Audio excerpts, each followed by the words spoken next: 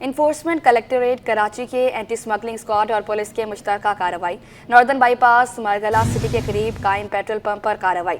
तर्जमान custom के मुताबिक कार्रवाई में 2000 लीटर ईरानी डीजल भी बरामद कर लिया गया। जी बिल्कुल, आपको बताते चलें इन्फोर्समेंट कलेक्ट्रेट कराची के एंटी स्मगलिंग स्क्वाड और पुलिस की मुश्तरका कार्रवाई। नॉर्दर्न बाईपास मरगला सिटी के करीब कायम पेट्रोल पंप पर यह कार्रवाई की गई है। तर्जमान कस्टम के मुताबिक कार्रवाई में 24,000 लीटर ईरानी डीजल बरामद किया गया है। ट्रक कब्जे में ले लिया गया है। कार्रवाई में 24,000 लीटर ईरानी डीजल बरामद किया गया है। मजदा ट्रक कब्जे में ले लिया गया। तर्जुमान कस्टम हुकाम के मुताबिक बरामद स्मगल शुदा डीजल और ट्रक मालियत 1 करोड़ 40 लाख रुपए है। जावेद कायम खानी हमारे साथ हैं, अपडेट कीजिएगा। बिल्कुल जी, ये कलेक्टर कस्टम इन्फोर्समेंट और पुलिस की मुश्तरका कार्रवाई है और कराची के दाखिली रास्ते मुज़फ़्फ़रात में ये कार्रवाई की गई जो कि स्मगल शुदा ईरानी डीजल के खिलाफ की गई, जो स्मगल कर लिया गया था और उसकी जो है वो आगे तरसील को यानी कि डिस्ट्रीब्यूशन को जो है वो नाकाम बनाते हुए पुलिस और कस्टम हुकाम ने कार्रवाई की और 24,000 लीटर ईरानी डीजल जो है वो कब्जे में लिया। और वो बरामद करने के बाद जो मजदा जिस ट्रक के अंदर वो छुपा कर स्मगल किया गया था, वो मजदा भी ट्रक जो है वो भी अपने कब्जे में लेकर तहवील में लेकर कस्टम हुकाम ने जो है मजीद मुकदमा दर्ज करके कस्टम एक्ट के तहत जो है वो कार्रवाई का आगाज कर दिया गया। जबकि तहवील में लिया गया डीजल और जो मजदा ट्रक है उसकी मालियत हुकाम का कहना है कि 1 करोड़ 40 लाख रुपए से जायद है और ऑपरेशन जो है वो की ईमा पर जो है वो किया गया था। इससे कबल भी जो वजीर दाखिला पाकिस्तान है और उनकी जानिब से कराची में गाड़ियों की चोरी की वारदातें थम नहीं सकें। 7 माह में 44,000 वारदातें रिपोर्ट हुई। मजमूई तौर पर 31,000 से जायद मोटरसाइकिलें, 1,000 से जायद गाड़ियां चोरी और छीनी गईं। रवा साल के जराइम का रिकॉर्ड सिर्फ सिटी 21 पर। CPLC रिकॉर्ड के मुताबिक सबसे ज्यादा जनवरी में 7,815 वारदातें हुई। आपको बताते चलें, कराची में गाड़ियों की चोरी की वारदातें थम ना सकी। कायद में डाकू बेलगाम। 7 माह में 44,000 वारदातें रिपोर्ट। 31,000 से जायद मोटरसाइकिलें, 1,000 से जायद कार चोरी और छीनी गईं। 7 माह के दौरान होने वाले जराइम का रिकॉर्ड सिर्फ सिटी 21 ने हासिल कर लिया। CPLC रिकॉर्ड के मुताबिक सबसे ज्यादा जनवरी में 7,815 वारदातें हुई। जून में सबसे कम 4,954 वारदातें रिपोर्ट की गयी। जनवरी, फरवरी और मार्च में क्राइम का ग्राफ ऊपर जाता रहा। CPLC रिकॉर्ड के मुताबिक अप्रैल से वारदातों में कमी आना शुरू हो गई। अब तक 7 माह के दौरान अगवा बराए तवान की 12 वारदातें रिपोर्ट की गयी। 2024 में माह जुलाई तक भत्ता तलब करने के 57 वाकयात हुए। चोरी और छीनी गई अशिया की बरामदगी की शरह इंतहाई कम रही। 11,000 से जायद छीने गए मोबाइल फोन्स में से 123 बरामद हुए। 31,000 से जायद चोरी और छीनी गई मोटरसाइकिलों में से 1,066 बरामद की गयी। रवां साल 7 माह के दौरान कराची में जराइम का रिकॉर्ड सिटी न्यूज़ के मौसूल। 7 माह के दौरान कराची में 44,000 से जायद वारदातें हुई। सबसे ज्यादा मोटरसाइकिल चोरी और छीने के वाकयात सामने आए। 11,000 से जायद मोबाइल फोन छीन लिए गए। बात कर रहे हैं 7 माह के रिकॉर्ड की। कराची में जराइम का रिकॉर्ड सिटी न्यूज़ को मौसूल हुआ है। कामरान मिनहास हमारे साथ मौजूद हैं। कामरान, 44,000 से जायद वारदातें रिपोर्ट हो गई हैं।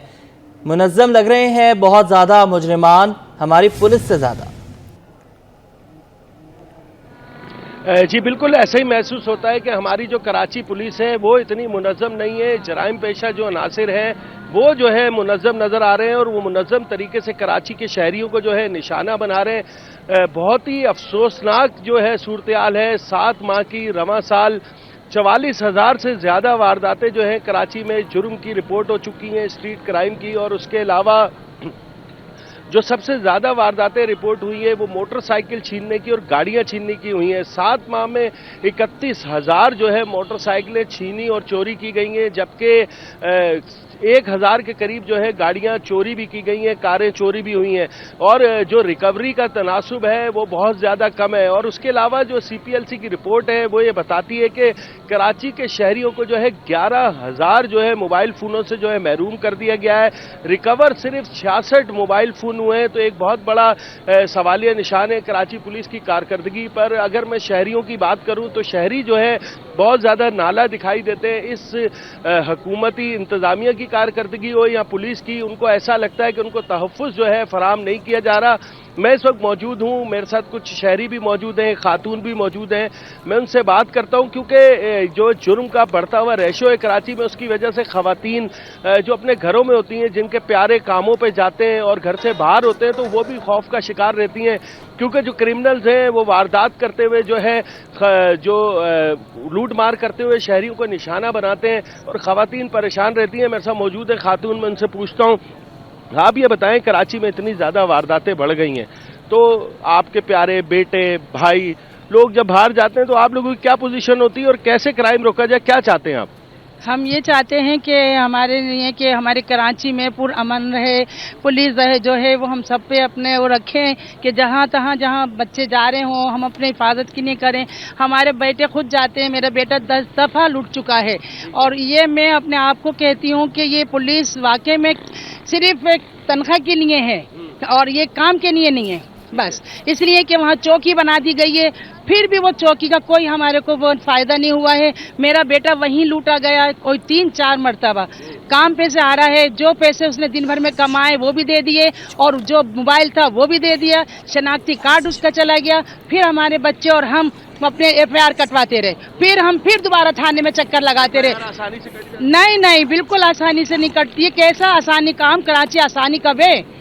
कराची आसान होता तो हम भी आसान होते। बत्तियां गई हुई हैं, लाइटें गई हुई हैं, कोई तवज्जो नहीं है कराची पे, पानी नहीं है, तवज्जो नहीं है कराची पे, वोट के लिए सब आ जाते हैं और काम के लिए कोई नहीं आता है। यानी वोट के लिए सब आए थे, किसको वोट दिया था आपने? भाई वो मैं नहीं बता सकती मैं किसको वोट दिया है, ठीक है ना। वोट मैं दे चुकी हूँ पर मेरे को किसी तरफ से भी मुझे नहीं मिला है कि मैं किसी को वोट दे चुकी हूँ और मेरे को या मेरे महल्ले वाले को या मेरे कराची को किसी का वो हुआ हो फायदा, कोई फायदा नहीं है। तो अब पुलिस को क्या करना चाहिए? आला अफसरान से क्या मुतालबा करेंगे? पुलिस को ये करना चाहिए कि आप जो तनख्वाह ले रहे हैं वो हक हलाल की अपने बीवी बच्चों को खिलाएं, तो ये हमारे लिए बहुत अच्छा होगा। पुलिस हक हलाल की नहीं खाती क्या? नहीं खाती, क्योंकि मेरे बच्चों को लूट रहे हैं और फिर वो पकड़े नहीं जा रहे हैं, तो फिर क्या हक हलाल?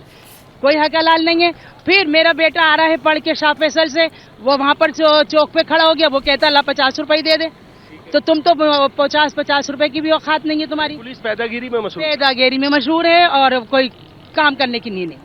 जी आप देख सकते हैं कि किस हद तक जो है नाला है। ये घरेलू खातून है जिनसे हमारी बात हुई है, उनका कहना है कि पुलिस एहलकार अवाम की हिफाजत क्या करेंगे, वो तो जहां खड़े होते हैं और बाइक पे अगर कोई शहरी आ रहा होता है तो उनका जो रेट फिक्स हो चुका है कम से कम 50,000 रुपये और ज़्यादा से ज़्यादा शहरी की हालत देख करके वो कितना पैसे वाला है उस हिसाब से उससे पैसे लिए जाते हैं और ये हकीकत है।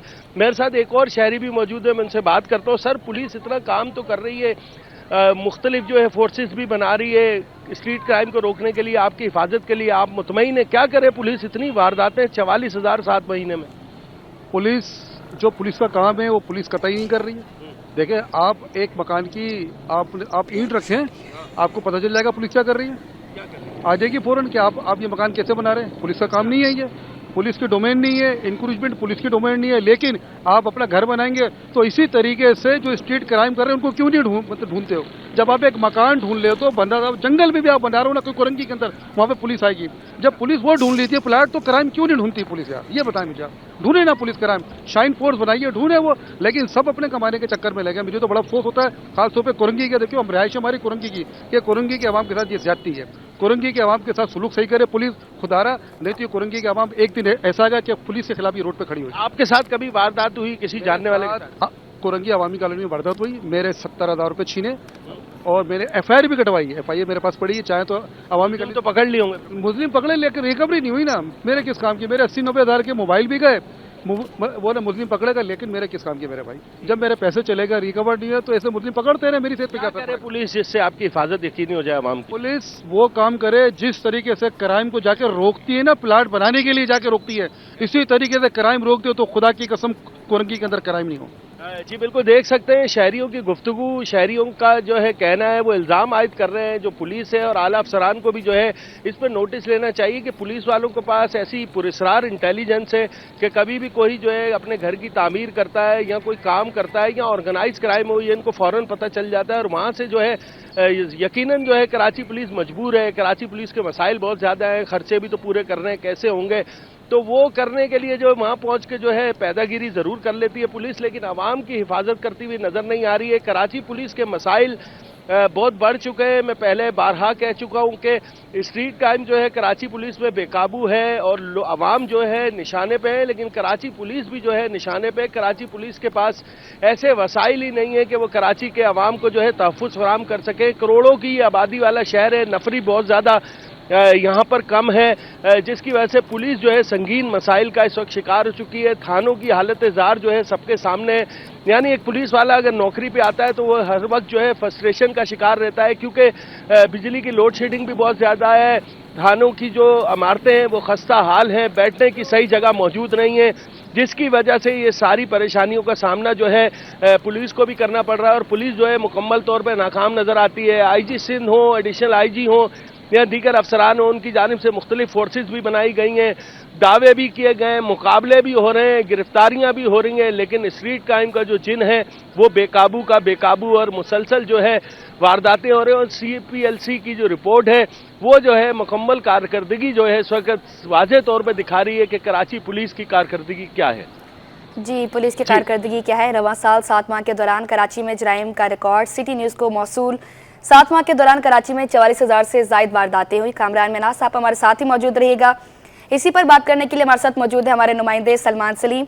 सलमान सलीम, ये बताइएगा, CPLC की रिपोर्ट भी सामने आई है, उनके मुताबिक 57 वाक़यात रिपोर्ट हुए भत्ताखोरी के। तो बताइएगा कि भत्ताखोरी में जो मुलव्विस है क्या उनकी शनाख्त हो सकी है? देखिए, CPLC की रिपोर्ट हर माह जो है वो जनरेट होती है और हर माह ही हम लोग CPLC की रिपोर्ट चला रहे होते हैं। जो भत्ताखोरी के अगर हम लोग इस हवाले से बात करें तो सबसे ज्यादा भत्ताखोरी के वाक़यात साल में जो है वो लियारी के अंदर पेश आए हैं, जो कि जिले सिटी है और वसीउल्लाह लाखों जिनका ताल्लुक लियारी गैंग मौत से बताया जाता है, जो कि पुलिस को कई मुकदमात में मतलूब है। वो इस वक्त बैरून मुल्क बैठकर भत्ताखोरी का जो है वो नेटवर्क चला रहे हैं और DIG साउथ की जानिब से जो है वो SSP सिटी की जानिब से DIG साउथ को ये खत भी लिखा गया था कि इनके खिलाफ जो है वो रेड वारंट जारी किए जाएं वसीउल्लाह लाखों के खिलाफ।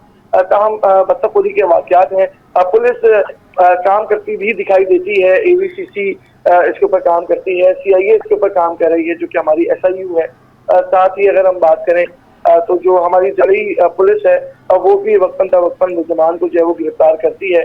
लेकिन सवाल ये पैदा होता है कि ये वाक़यात रुकने का नाम क्यों नहीं ले रहे। देखिए, जो भी मुलव्विस मुलजमान है उनको जो है वो गिरफ्तार किया जाता है, जेल भेजा जाता है और उसके कुछ माह बाद ही वो वापस आते हैं और दोबारा से यही काम जो है वो दोबारा से शुरू करते हैं और मजीद उसके अंदर जो है वो उसके अंदर एफर्ट्स आ जाती हैं करने ये इस तरह के जराइम करने की, चाहे वो स्ट्रीट क्रिमिनल हो, चाहे वो किसी भी किस्म के जराइम से ताल्लुक रखता हो, मंशियात फरोश हो, जुए सट्टे का अड्डा चलाता हो या ये इस तरह के अगवा बराए तावान के केसेस में हो या जो है वो इस तरह के जो हम देखते हैं किस तरह के केसेस सामने आते हैं भत्ताखोरी के केसेस में हो।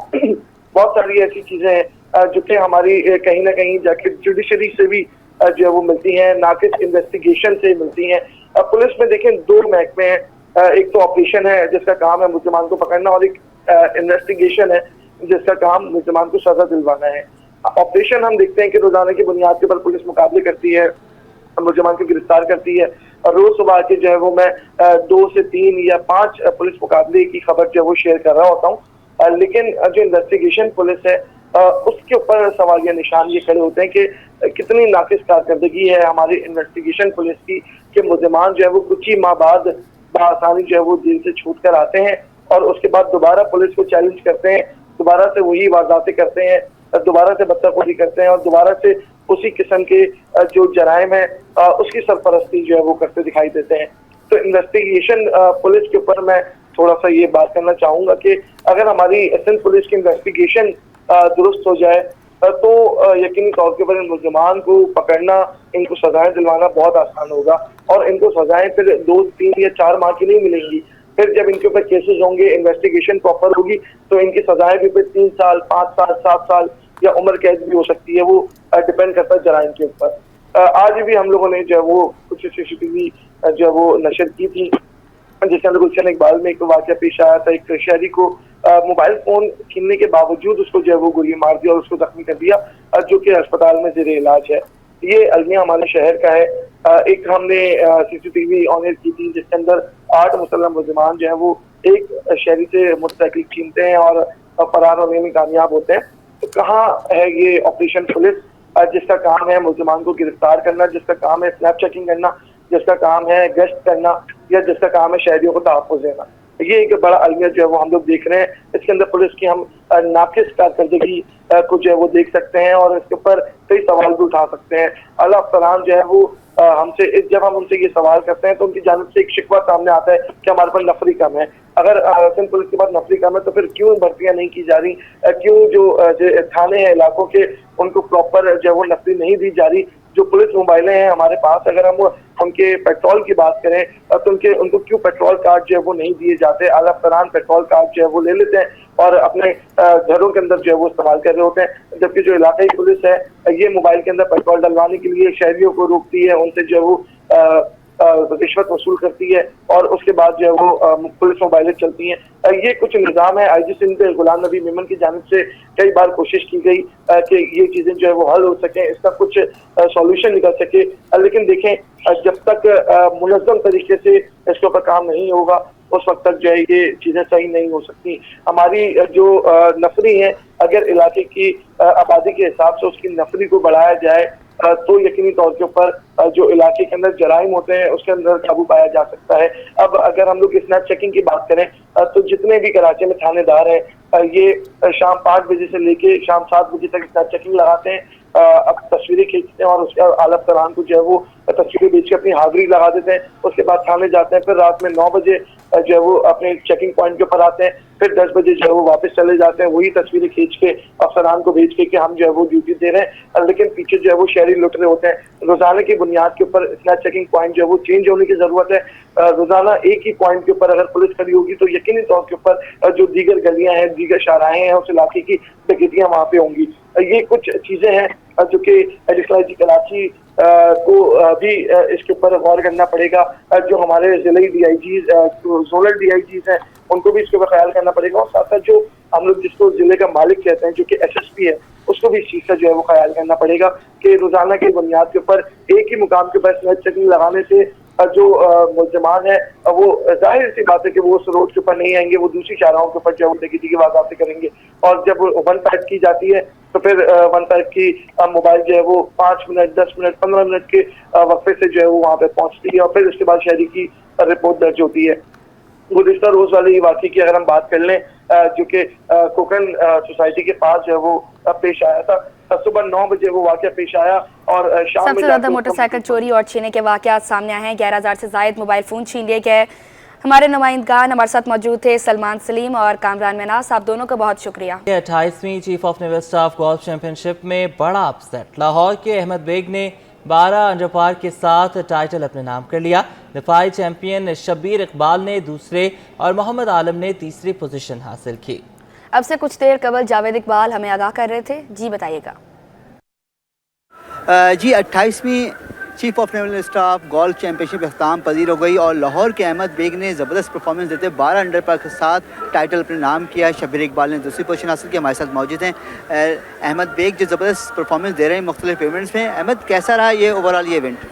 अल्हम्दुलिल्लाह जी, बड़ा अच्छा रहा, अच्छी गेम हुई। थोड़ा सा आज थोड़ा ज़रा टफ डे था बिकॉज बारिश भी हो रही थी, बट अच्छा मैंने अपना मेंटेन किया स्कोर। आज अच्छी गेम नहीं बट स्टिल जीत गया मैच।